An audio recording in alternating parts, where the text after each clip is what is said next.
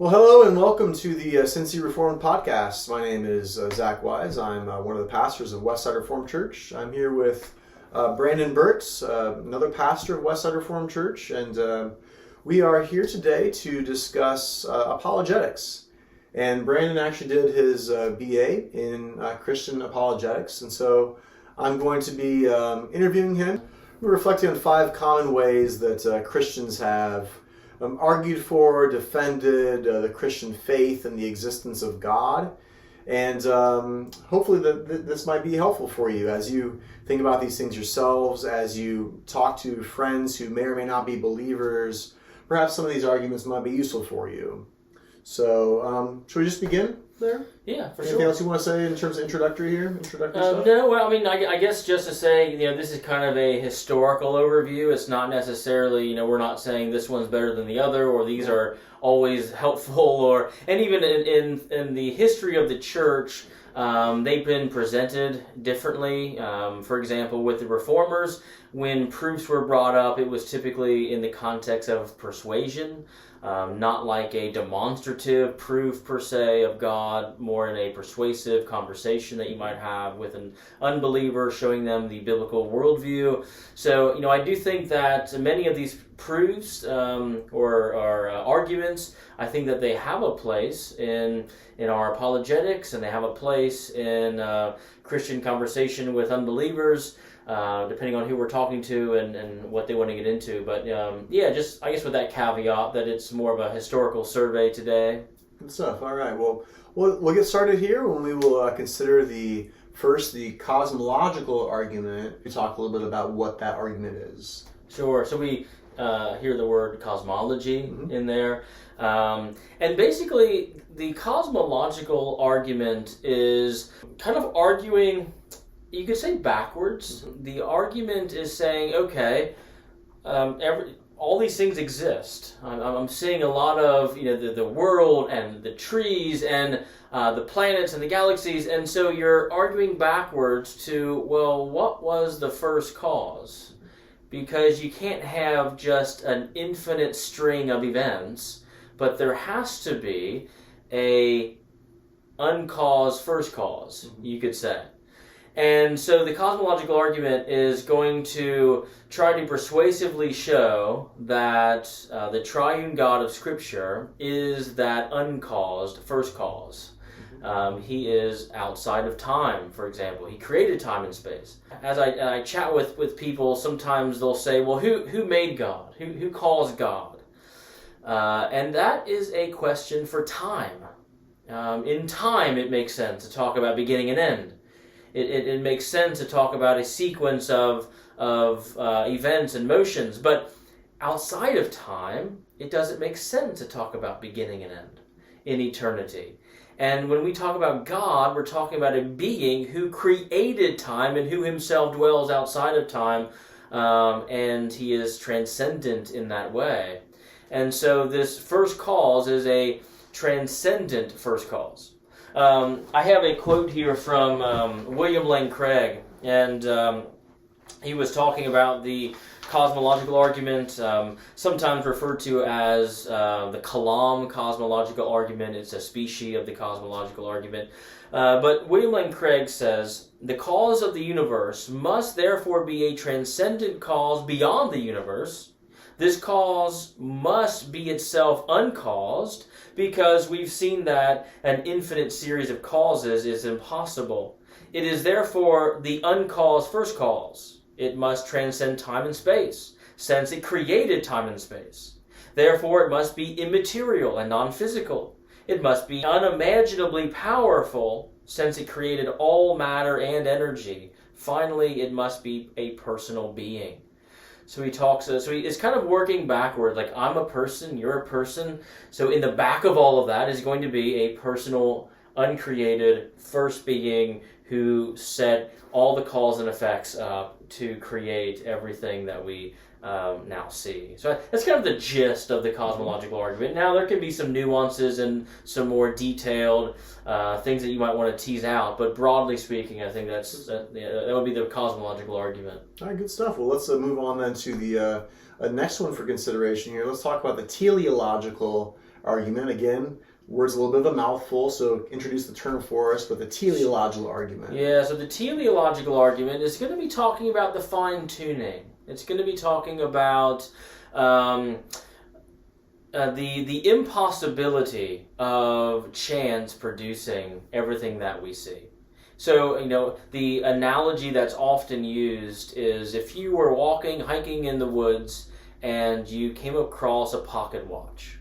Would you just assume it was there by chance happenings and chance made that pocket watch? Or would you say, there's a watchmaker who made that pocket watch that I found? You would say, there's a watchmaker that made that pocket watch that I found. Why? How come you say the pocket watch has to have a designer? Well, because it's so intricate. It's put together so well. Well, the teleological argument then will look at some of the fine-tuning in our world. They might look at the human eye and say, look at how intricate the human eye is. There's just no possible way that just a bare-bones kind of Darwinian macroevolution idea, natural selection and all that, is going to cause that. Mutations are not going to cause that. And so the teleological argument is going to argue that our universe has been fine-tuned by a creator. There's a creator who designed it. And we're going to see design throughout creation. Some people argue the bacterium or the bacterial flagellum has like 40 different parts that have to be put together in the exact sequence, and it just could not be the case that in the chance-produced drama of Darwinian evolution that a piece of it came to be and then not other pieces. It's just so unlikely. And when you look at the mathematical probability of it, it's in the realm of impossibility, almost. Again, the teleological argument is going to talk about the fine-tuning of the universe. Here's what Herman Bavinck said. He said, the teleological argument proceeds from the order and beauty, the harmony and purpose observable in the world, either in its entirety or in particular creatures, the stars, elements, earth, humans, plants, animals, the hand, the eye, etc., infers the existence of an intelligent cause. And so that's kind of the argument in a nutshell, I think. Good stuff. Well, how about move on now to the ontological argument, another fun word. And all these big words, but it's not too complicated, though. When you on this one. Yeah, the ontological argument is it's a fascinating argument. It's an interesting one. It causes me to think a lot, but I also don't think it's that persuasive to a lot of people. But so here's what it is, kind of in a gist. The ontological argument says that you can think of God, right? What's the highest, most perfect, most powerful being that you can think of? The human mind. It'd be God, right? God is the highest, most powerful, most perfect being that I can even contemplate in my mind. Therefore, he must exist. The historical background to this argument was Anselm. Saint Anselm was in prayer, and he's writing his prayer in the book that you can buy now. It's called Proslogion. And Anselm is praying this prayer, and in the midst of this, he basically gives what is now known as the ontological argument. I'll read you a section. Now, his wording is intense, but just bear with me. I just want to give you a flavoring of Proslogion. Here's what St. Anselm said. He said, "And surely that than which a greater cannot be thought cannot exist only in the understanding. For if it exists only in the understanding, it can be thought to exist in reality as well, which is greater. So if that than which a greater cannot be thought exists only in the understanding, that than which a greater can be thought. But that is clearly impossible. Therefore, there is no doubt that something than which a greater cannot be thought exists both in the understanding and in reality." So here's what he's getting at. the highest, most powerful, most perfect, most awesome being that you can think of, we would say, again, is God. But existence is better than non-existence. So if you say that you can think of the highest created being, then that highest created being has to exist, because it's greater to exist than not exist. Or you should say, I can't think of the highest created being, which you would be a liar, because you can. So that's kind of how Anselm is talking about here in the Ontological Argument. That's actually been kind of picked up and reworked in our modern day by Alvin Plantinga, who will talk about various possible worlds, and he'll say if God is a necessary being in one possible world, he's a necessary being on every possible world. And it's kind of a species of this ontological argument that goes back to St. Anselm of Canterbury. So. That's an interesting one. I actually heard an interview recently with a lady who's a professor on the East Coast, and she was talking about a book she wrote off of Anselm. It's called Perfect Being Theology. Oh. And as she was unpacking it, man, it was the same kind of thing, like very thought-provoking, very thought-provoking. Not exactly sure if I'm quite persuaded by it, but it's really interesting to think about for sure. Yeah. Well, let's move on to the next one, the fourth one for our consideration of the moral argument for the existence of God. Can you give us a bit of the moral argument for the existence of God? Yeah, so I mean, very simply, it would say, if God does not exist, objective moral values and duties do not exist. But objective moral values and duties do exist, therefore God exists. So the whole idea is, if God is not real, God is fake, God is made up, or he's a human construct or something, and there is no transcendent being, then why is it wrong to murder and steal? Well, you might say, well, society.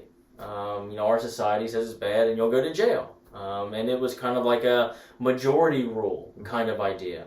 Well, if the society is the arbiter of our ethic, then would we change our ethic as we go to different societies? If I go to a cannibal tribe, do I just kind of conform? Now, even the cannibal tribe will exhibit some moral quality. There's some cannibal tribes where they said they would not eat their own people, just the other people. So there's some morality there, I guess you could say, where they're careful to preserve their own.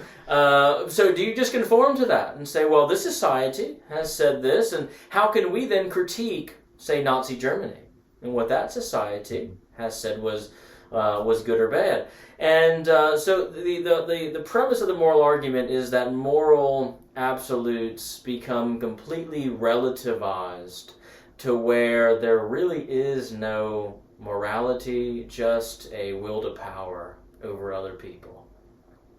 Yeah. I think that's one of my go-tos, practically speaking to people, because I think people resonate with that one quite well, to point out that morality is not just a description of things, but it really is a prescription of how we ought to live, how we should live. And we cannot operate apart from something like that. We can't even imagine a world where mankind just simply chooses what kind of morality, and that there's no greater moral authority over us. There's no moral absolutes. We can't even imagine or live in such a world without that, I think. Yeah. Last one to ask about, Brandon, the Transcendental Argument. Yeah. Something tells me this is going to be a fun one. Yeah. So I wore my Cornelius Van Til t-shirt for this conversation, but I wanted to read actually. So in Avery Dawley's book, he's actually a Roman Catholic. He wrote a book called A History of Apologetics. And just actually a nice little history if you're interested in kind of how apologetics has been done since the Apostle Paul to today, basically. But in here, he was talking about a person named Alexander Bruce. And he was writing in the late 1800s. Alexander Bruce, he concedes that the proofs of God are rarely convincing, except those who already believe on other grounds. So he was looking at kind of the proofs and the arguments that we were talking about, and he wasn't convinced that they were very convincing to other people, except unless you already believe. Then it might to kind of reinforce your faith, perhaps. He says, but if one takes the Christian idea of God as a hypothesis, he argues, everything else that one knows tends to verify it. So he says, if you presuppose God, it makes sense of your entire world and environment. And this, of course, is going to be picked up and really driven home by Cornelius Van Til, one of the professors at Westminster Theological Seminary.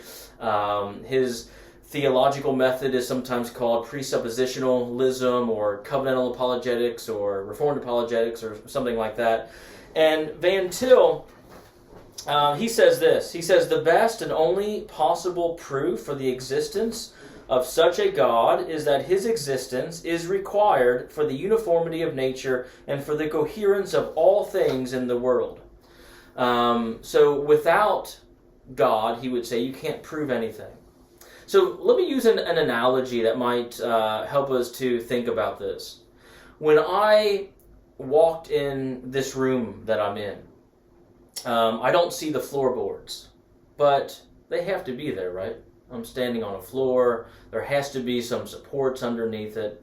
That's kind of a way that that this transcendental approach is getting at.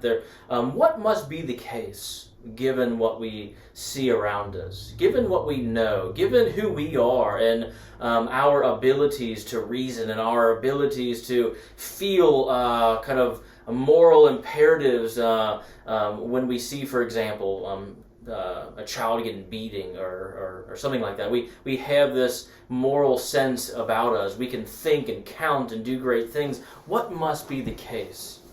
And so Van Til is going to argue that it must be God. God must be the great presupposition behind everything. Otherwise, you won't be able to do any of that.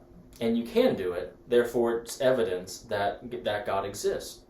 Another way of thinking about it is, what standard are you using? So, for example, if you say that killing is wrong, by what standard are you saying that? By the standard of yourself? By the standard of society? Or by the standard of God speaking in Scripture? And so, or if you say, this is true, or that's true, or this is false, or that's false, well, by what standard are you saying that? Just because of a feeling you have inside of you that is, there one minute, gone the next? Or is it from the standard of God? And so the transcendental argument is very much trying to get to the bottom of things, the foundation of things, the root of things, the standard by which we can say anything at all, any fact or any piece of information. And so that's, I think, really kind of the transcendental method. I'll read you a quote here from Greg Bahnsen. He says, "We can prove the existence of God from the impossibility of the contrary. The transcendental proof for God's existence is that without him it is impossible to prove anything. The atheist worldview is irrational and cannot consistently provide the preconditions of intelligible experience, science, logic, or morality. The atheistic worldview cannot allow for laws of logic, the uniformity of nature, the ability for the mind to understand the world, and moral absolutes." And so one of the ways in which Van Til would interact with an atheist is he would kind of put himself on their worldview for argument's sake. And he would kind of just deconstruct it, show where the holes are, show how they, he would say, I hear you saying this thing, but your worldview, your view of the world, this atheistic worldview you have, can't support what you're saying. And so there's a disconnect there. And after he deconstructs their worldview and kind of shows them that their worldview can't account for what they know and love to be true, he then commends to them the Christian worldview, and he would say, for argument's sake, put yourself on my worldview.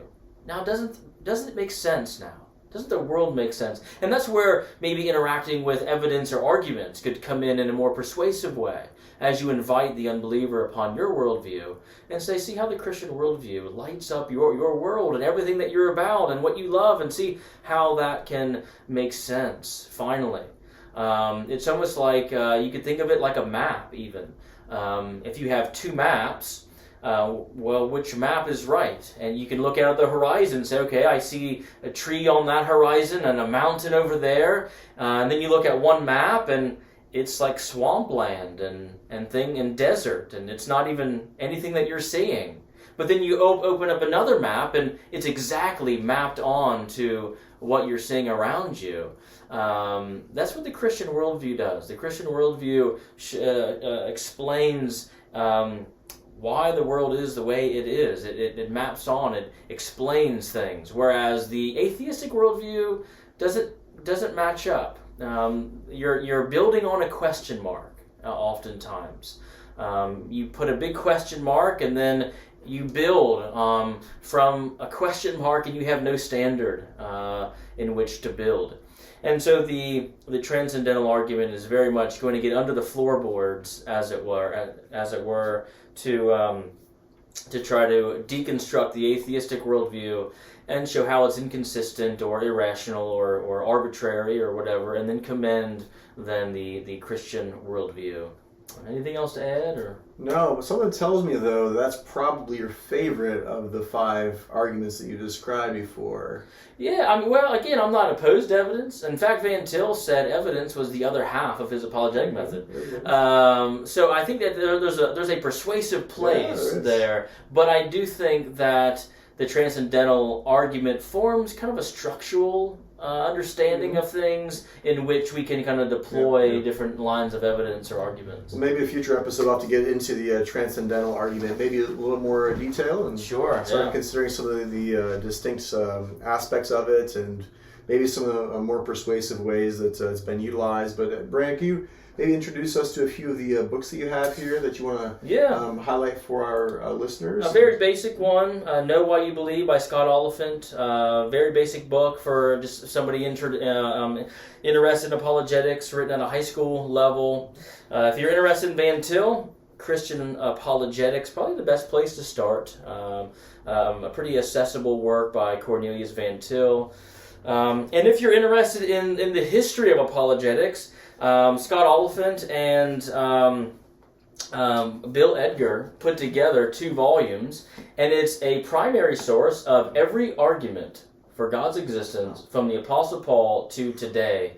So it has biblical stuff, the early church fathers, Justin Martyr, and into the medieval theologians, Thomas Aquinas, all the way through Van Til and into today, Alvin Plantinga and such. So if you're just interested in a primary source of all this, kind of a sampling of all the writings, I would go with this, Christian Apologetics, Past and Present. Good stuff. Well, I should probably also mention too here that Brandon's mentioned a few times now the significance of a Christian worldview, and Brandon has also authored a book recently on that very topic. You want to just quickly tell them the title and a quick intro to what that is? And I guess we've actually interviewed you in the past on that too, so if you're interested in this and hearing more about his book, then maybe go back a couple of months when I interviewed Brandon on the book that he just published and released. Yeah, well, it's Thinking God's Thoughts, an Introduction to a Pilgrim Worldview, and again, just trying to help us to reject autonomy and think God's thoughts after Him, be Bible people, and view the world through the lens of the Bible.